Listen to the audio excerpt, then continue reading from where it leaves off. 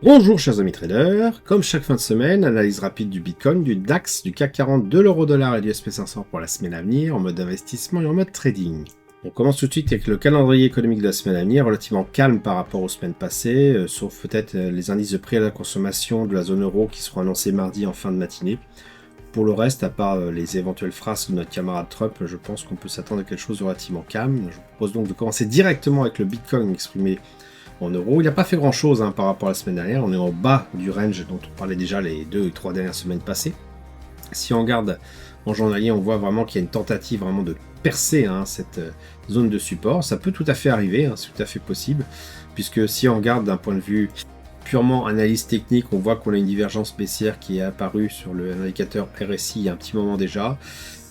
Et bien surtout aussi que le RSI a cassé la zone des 50, est venu dessus et a rebondi, ce qui valide cette divergence baissière-là. Donc on a plutôt quelque chose de relativement baissier, en tout cas sur l'unité de temps journalière. Pour autant, la résistance a l'air quand même de tenir encore. Si on regarde sur du weekly maintenant, ce qu'on constate, parce que voilà, c'est dans les deux sens les divergences. Regardez ici, vous en avez une aussi, vous avez un nouveau plus bas qui est plus haut, alors que le prix fait un nouveau plus bas qui est plus bas. Et donc, à moins de casser cette zone de RSI ici de 50, c'est-à-dire de repasser au-dessus des 50, alors je vais faire un petit dessin comme ça. Si on fait un truc comme ça, et qu'on revient dessus là, on validera cette divergence haussière, on partira vers le haut. C'est pour ça que c'est un petit peu en mode hésitation. Et si on regarde en weekly, eh bien on reste toujours dans ce range-là. On n'a pas encore d'indication que ça va forcément dévisser de manière sévère.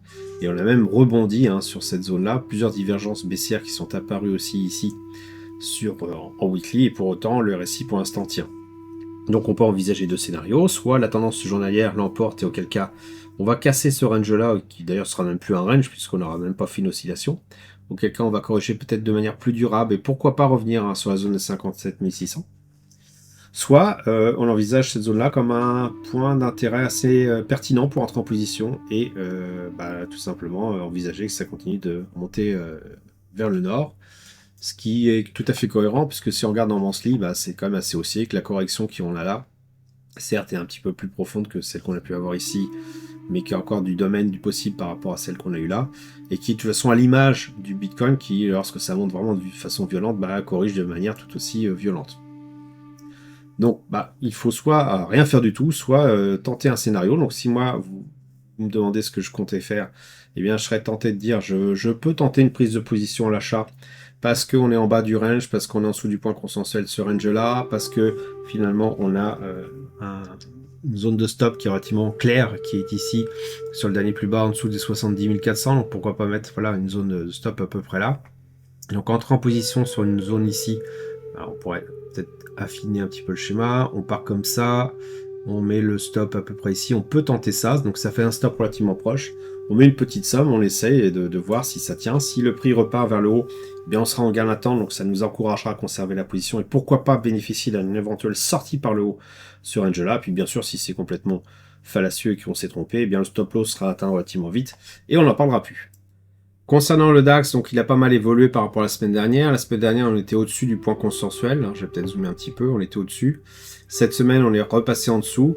Si on regarde en journalier, on voit qu'on a une tentative de percer une zone de support qui est relativement claire. Je zoome encore un petit peu.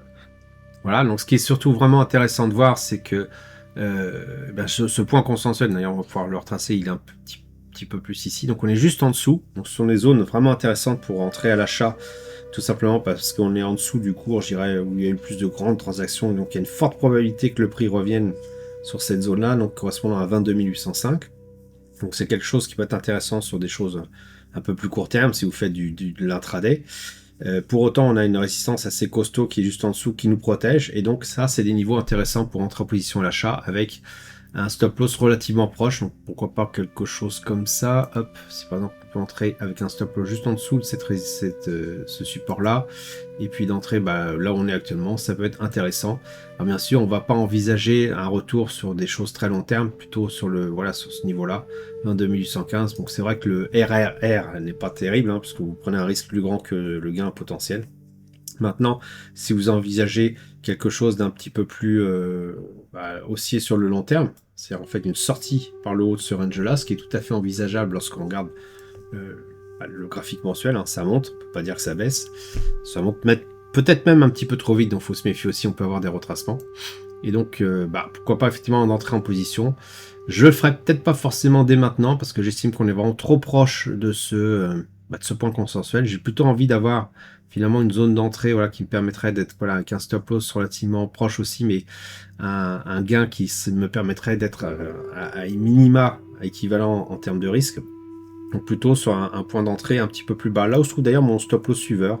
Vous avez eu d'ailleurs si je cache un petit peu toutes les zones, tout ce que je dessinais, vous avez cette ligne rouge là qui a été percée par plusieurs fois, ce qui laisse à penser qu'entrer en position finalement un petit peu en dessous de cette zone rouge là, est certainement pertinent, là où j'ai mis mon trait noir, et donc d'envisager un retour à minima sur le point consensuel et pourquoi pas un petit peu plus haut. Maintenant on voit que ce support tient là, donc c'est assez rassurant. Mais les gens commencent à s'épuiser. On le voit aussi avec le RSI qui commence à dessiner une certaine forme de divergence. Hein. Si par exemple vous avez le prix qui fait un nouveau plus haut ici, ici vous avez quelque chose qui fait un petit peu l'inverse, le RSI fait l'inverse.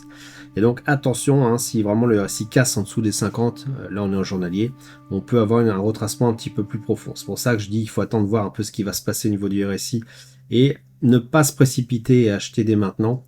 Voir si ça va pas corriger un petit peu plus profond, peut-être même changer un peu notre range là, peut-être que cette résistance là n'est pas pertinente, il faut prendre peut-être celle-ci, auquel cas on aurait une correction qui pourrait redescendre sur les 21 880, on ne sait pas. Donc pour l'instant le mieux c'est encore de rester à l'écart, même si on a quelques idées de scénarios qui se dessinent. Le CAC 40 quant à lui vient de tester encore une fois cette résistance-là qu'il a testé une fois, deux fois, on peut considérer que ça c'est une seule fois, mais comme c'est en weekly, ça se passe quand même sur plusieurs semaines. Donc il vient de le retester, il a été refoulé, donc je garde sur mon scénario que je vous avais déjà indiqué la semaine dernière, et qui est toujours valide, puisque finalement on n'a pas fait grand-chose par rapport à la semaine dernière. Je garde un scénario de retour sur les 7510, donc quelque chose une baisse assez profonde. Pas forcément à la fin du monde, mais une baisse qui peut faire mal quand même au portefeuille. Et donc j'envisage plutôt une vente à découvert. Alors, je ne vends pas le CAC 40, hein, je prends tout simplement un ETF short comme alors c'est le SHC, voilà, c'est ça qui permet en achetant finalement de vendre le CAC 40. Donc c'est un ETF inversé sans effet de levier qui est vraiment assez intéressant pour faire ce type de manip là.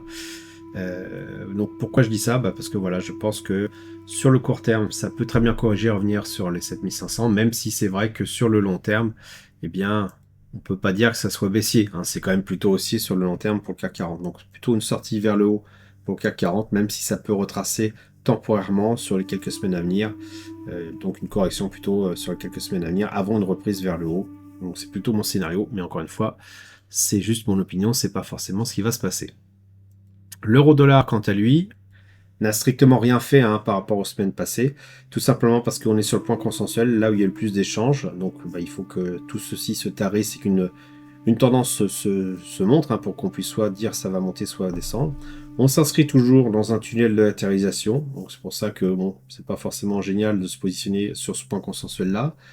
Au niveau long terme, on est quand même sur quelque chose de très baissier sur l'euro-dollar. Donc moi, j'envisage plutôt un scénario, mais encore une fois, ça n'engage que moi. Un scénario baissier, c'est-à-dire qu'en fait, qu'on va sortir de ce range-là par le bas. C'est plutôt ça que j'envisage. Et donc, pour maximiser mes chances et être le plus confortable d'un point de vue psychologique, je vais plutôt vendre l'euro-dollar lorsque je vais être au-dessus de ce point consensuel-là. Donc plutôt sur cette zone-là, ici. Et comme c'est pas le cas actuellement, tout simplement, je reste attentiste et je conserve les positions que j'ai d'ailleurs depuis un petit moment sur l'euro-dollar, avec ce scénario, avec ce biais baissier sur le long terme. Le SP500, lui, m'inquiète un peu plus. Alors j'ai fait un peu de nettoyage parce que vraiment, on ne voyait plus rien du tout à force de mettre des traits et des rectangles partout. Pourquoi il m'inquiète? Parce qu'on a une divergence baissière. Vous avez ici le prix qui fait un nouveau plus haut, alors que l'indicateur RSI lui fait un nouveau plus haut qui est plus bas. Et surtout que le RSI est passé au-dessus de 50. Il n'est pas encore revenu sur la zone des 50. Pour que vraiment cette divergence-là soit validée, il faudrait qu'il casse, c'est ce qu'il a fait. Il revient dessus, il rebondisse. Si il revient dessus et il continue à osciller, ça veut dire qu'on part en phase de latéralisation. C'est tout à fait envisageable. Donc ça serait, je vais remettre un triangle, désolé, ça serait plutôt du coup quelque chose comme ça. Alors comment je fais pour tracer ça? Je prends tout simplement les creux de volume par prix. Ici on a un creux de volume par prix et j'envisage que c'est un support qui va tenir. C'est pas forcément le cas parce qu'on n'a eu qu'une oscillation. Je suis pas encore sûr que ça soit ça soit vraiment le bon support pour ce range-là, si c'est un range. Si c'est pas un range, ce qui va se passer, c'est que le RSI va rebondir sur la zone des 50 et partir vers le bas. Quel cas ce rectangle-là n'aura plus lieu d'être, et on envisagera tout simplement une descente vraiment plus violente, je pense, sur le SP500. Et là, je vous parle en weekly, mais si maintenant on s'amuse à regarder en journalier ce qu'il en est, on a à peu près le même concept, c'est-à-dire que vous avez tout simplement sur le journalier, sur le SP500, et bien là aussi des divergences qui sont apparues. Vous avez des nouveaux plus hauts qui sont plus hauts sur le prix. Par exemple ici, hop, c'est caché un petit peu, et vous avez le RSI qui fait pas forcément un niveau plus haut, mais qui en tout cas se maintient au même niveau. Et en plus, ça casse après. Donc ça, c'est vraiment pas bon. Ça casse et ça rebondit. Ça, c'est vraiment des signes qui sont assez précurseurs sur un risque de retournement plus profond du marché. Et là, on a un RSI qui évolue maintenant en dessous des 50, qui a rebondi même sur ces 50-là. Donc c'est pas forcément super engageant hein, sur le court terme, même si bien sûr sur le long terme, le SP500 est très haussier. Cette divergence-là, il faut vraiment la surveiller. Tant qu'on est même en mensuel, on la voit. Hein. Tant qu'on est en dessous de 50, eh bien bon, ça peut être une correction. Mais si vraiment le RSI venait à casser cette zone des 50 et à se maintenir dessous après, rebondir vers le bas, eh bien on aurait quelque chose de plus haussier. D'ailleurs, c'est assez amusant parce que c'est des choses qu'on a souvent. Regardez, hein, quand vous avez quelque chose de baissier, là c'est à l'inverse, c'est à l'initiation, je dirais, de ce mouvement-là. Vous avez le RSI qui est repassé au-dessus des 50 et qui rebondit dessus. Et en se maintenant dessus, juste à ce niveau-là, on sait que potentiellement, on a de fortes probabilités, on ne sait jamais rien, mais on a de fortes probabilités que le mouvement qui suive après soit bien un mouvement haussier de manière durable. Ce qui a effectivement été le cas ici, et que le RSI est vraiment, c'est toujours maintenu au-dessus des 50, jusqu'à cette fameuse divergence baissière qui commençait déjà à apparaître avant, mais qui, pour être vraiment valide, eh bien, doit casser cette zone des 50. Ici, ça a été le cas aussi, on a une belle divergence aussi qui est apparue ici. Pour autant, le RSI est resté au-dessus des 50, c'est maintenu, donc c'était vraiment une consolidation.